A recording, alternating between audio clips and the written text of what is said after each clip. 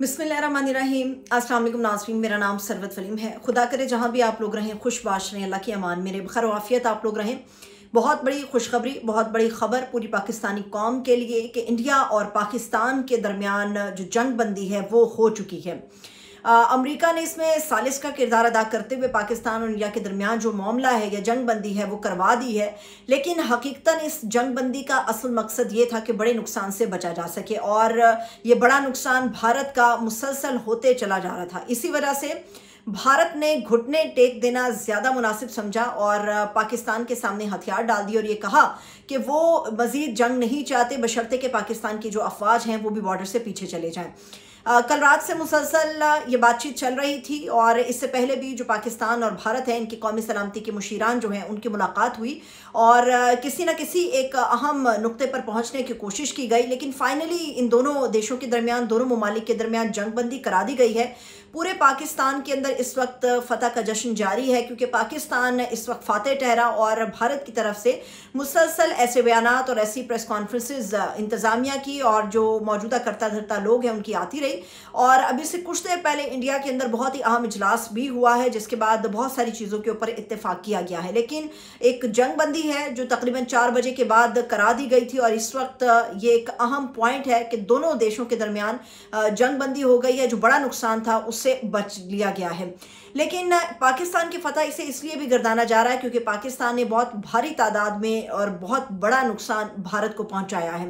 भारत जिसको बहुत नाज था कि हमारे पास 14-15 लाख के करीब अफवाज हैं, हमारे पास दिफाई हथियार बहुत ज़्यादा हैं और हमारा जो सेटेलाइट सिस्टम है वो बेहतरीन है। सेटेलाइट सिस्टम भी पाकिस्तान की जो फ़िज़ाइया है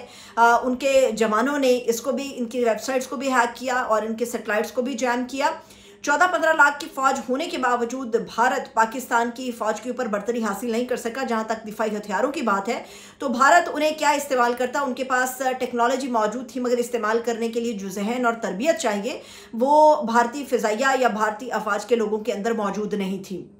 यही वजह है कि जो S-400 का एक स्क्वाड्रन तबाह किया गया है पाकिस्तान की तरफ से वो बहुत भारी भरकम नुकसान भारत के लिए साबित हुआ है, क्योंकि अगर आप S-400 के निज़ाम की बात करते हैं ये बेहतरीन निज़ाम है। तुर्की के अंदर भी ये निज़ाम इस्तेमाल किया जाता है, चाइना भी इसको इस्तेमाल करता है, भारत भी इसको इस्तेमाल करता है। और इस निज़ाम की जो सबसे अहम बात है वो ये है कि ये निज़ाम दूर से आने वाले अपने दुश्मन के तैयारे को ना सिर्फ शनाख्त करता है बल्कि इसके साथ साथ एक ही वक्त में कई ऐसे अहदाफ हैं जिनको ये टारगेट करने की सलाहियत भी रखता है। मगर पाकिस्तान के जो अफवाज ने काम किया, पाकिस्तान के फ़िज़ाइया के जो बेहतरीन जवानों ने, हमारे पायलट्स ने काम सर अंजाम दिया, S-400 भी हमारे इन जवानों को ट्रेस करने में नाकाम रहा, जिसकी वजह से हमारे जवान ने S-400 का एक निज़ाम मुकम्मल तौर पे तबाह कर दिया है। पाकिस्तान के हवाले से जो चीज़ें सामने आ रही थी उसके ऊपर भारत कोई खातिर खास सबूत पेश नहीं कर सका, मगर पाकिस्तान के अंदर हर तरफ आपको जा बजा सबूत मुयस्सर आते हैं कि किस तरह से भारत को हमने जो है वो नाको चने चबवा दिए हैं।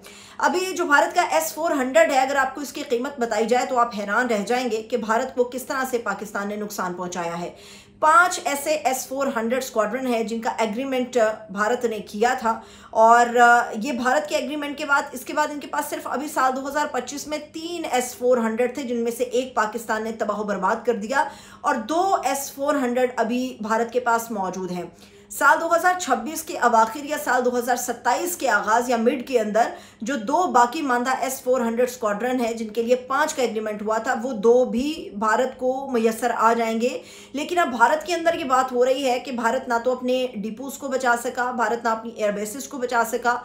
तो भारत की जो आवाम है उसने अपना जानी, माली और मुआशी नुकसान, तीनों तरह के जो नुकसान है वो मोदी सरकार की वजह से बर्दाश्त किए। इस वक्त भारत के अंदर से एक जर्नैल का ये वीडियो पैगाम बहुत ज़्यादा वायरल भी है जिसमें वो कुछ डॉक्यूमेंट्स के साथ चीज़ें हमारे सामने लेकर आ रहे हैं और उन डॉक्यूमेंट्स के अंदर ये दर्ज किया गया है कि जो पहलगाम के इंसिडेंट को बुनियाद बना के नरेंद्र मोदी ने पाकिस्तान की तरफ अटैक किया था। बेसिकली उस पहलगाम के इंसिडेंट के पीछे खुद मोदी सरकार थी, क्योंकि रियासत बिहार के इलेक्शन के अंदर सियासी फ़ायदा, सियासी पॉइंट स्कोरिंग के लिए ये एक जंग जिसकी तरफ पाकिस्तान नहीं जाना चाहता था, ज़बरदस्ती मोदी सरकार ने ताकत के नशे के अंदर उस जंग की तरफ बढ़े और पाकिस्तान को दरमियान में धकेल दिया। लेकिन अब ये पाकिस्तान की फतह है, पाकिस्तानी अवाम का जश्न इस वक्त जारी है और भारत जो है उसको नजर आ गया है कि हम किसी तौर पाकिस्तान के ऊपर बढ़तरी हासिल नहीं कर सकते। यहाँ पे एक और भी पॉइंट जो मोस्ट इंपॉर्टेंट है वो है विमिका सिंह का, जो कि स्क्वाड्रन लीडर भी हैं, कमांडर भी हैं। विमिका सिंह ने अभी से कुछ देर पहले जो प्रेस कॉन्फ्रेंस की अपने साथियों के हमरा, उसमें उन्होंने कहा कि हम अपनी अफवाज को पीछे ले जाने के लिए तैयार हैं बशर्ते कि पाकिस्तान पीछे हो। लेकिन उससे थोड़ी देर पहले इसी विंग कमांडर विमिका सिंह का एक ट्विटर के ऊपर ट्वीट भी आया जिसमें इन्होंने लिखा कि बहुत जल्द पाकिस्तान अपने घुटनों पर होगा और ये एक हिंदू कौम की बेटी का तमाम लोगों से वादा है। उसके बाद इन्होंने जय हिंद का नारा लगाया, लेकिन उसके कुछ देर के बाद ये माफ़ी तलाफी और रहम की अपीलों पर जाते हुए हमें ये लोग नजर आए। इसके अलावा पाकिस्तान के अंदर जो चीज़ें चल रही हैं उसके बाद ये तय किया गया है कि पाकिस्तान को अपने मामलात को किस तरह से और भी बेहतर करना है, किस तरह से अपने दिफाई सिस्टम को बेहतर करना है। लेकिन इंडिया जिसको मात हुई है, जिसको शिकस्त हुई है, अब इंडिया के अंदर अभी से कुछ देर पहले जो एक बहुत ही अहम इजलास हुआ, उस इजलास के अंदर ये तय किया गया है कि हम एक एक्ट ऑफ वॉर जो है वो आइंदा आने वाले दिनों में तरतीब देंगे। एक नई पॉलिसी जो है वो मोदी सरकार मुतारिफ कराने जा रही है। कुछ हल्कों का ख्याल है कि ये बड़ी अच्छी पॉलिसी है, मगर जो संजीदा लोग हैं वो ये समझते हैं कि ये पॉलिसी ना सिर्फ नाकाम होगी बल्कि मोदी सरकार के गले पड़ेगी। वजह यह है कि मोदी सरकार अब कह रहे हैं कि हम अपनी पॉलिसी में एक्ट ऑफ वॉर लेके आएंगे कि अगर आइंदा पहलगाम या इससे मिलता जुलता कोई इंसिडेंट दहशतगर्दों की तरफ से हमारे भारत में किया गया तो इसे फिर खुली जंग तस्वुर किया जाएगा। इसके ऊपर वो तमाम लोग जिनको अपनी गलतियों का एहसास है वो फिलहाल अपनी तसल्ली और दिल की तशफ़ी के लिए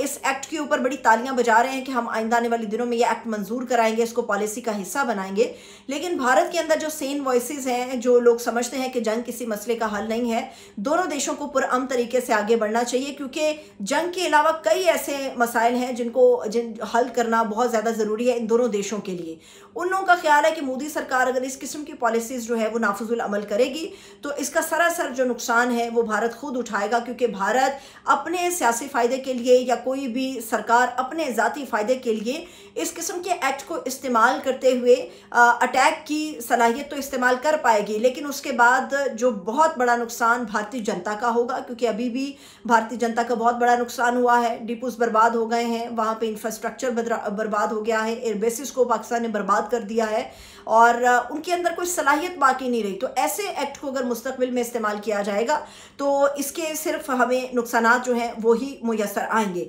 अभी जंगबंदी तो इंडिया और पाकिस्तान के दरमियान हो गई है, लेकिन बहुत सारी ऐसी चीज़ें हैं जिनके ऊपर बाकायदा एग्रीमेंट सिग्नेचर्स होना ज़रूरी हैं। सिर्फ ज़ुबानी कलामी इस जंगबंदी के ऊपर भारत तो शायद इत्तेफाक करे, मगर पाकिस्तान अपने मुस्तकबिल को महफूज बनाते हुए कभी भी इसके ऊपर इत्तेफाक नहीं करेगा। इसलिए डॉक्यूमेंटेड तरीके से बहुत सारी ऐसी चीज़ें हैं जिनको पढ़ा जाएगा, परखा जाएगा। उसके बाद दोनों ममालिक के जो अहम सरबराहान हैं वो इसके ऊपर सिग्नेचर्स करेंगे, ताकि मुस्तकबिल के अंदर कभी भी कोई भी ऐसी चीज़ जो है अगर दोनों देशों के दरमियान आए तो उसको जंग की तरफ ले जाने से पहले हल किया जाए। और कौन सी ऐसी चीज़ होगी जो किसी भी एक मुल्क को मजबूर करेगी कि वो दूसरे मुल्क पे हमला करेगा, तो ये एक चार्टर पूरा भी तरतीब दिया जाएगा। उसके बाद ये फैसला होगा कि जंगबंदी जो है ये कितनी देर के लिए होगी, कितनी पायदार होगी और इसके अंदर कौन सी ऐसी तजावीज़ हैं जो बयान की गई हैं जिसपे दोनों ममालिक के जो सरबराहान हैं उन्होंने पढ़ने लिखने के बाद बाकायदा इसको तस्लीम करते हुए इसके ऊपर सिग्नेचर्स किए हैं। इजाज़त दीजिए, अपना बहुत सा ख्याल रखिए, खुदा हाफ़िज़।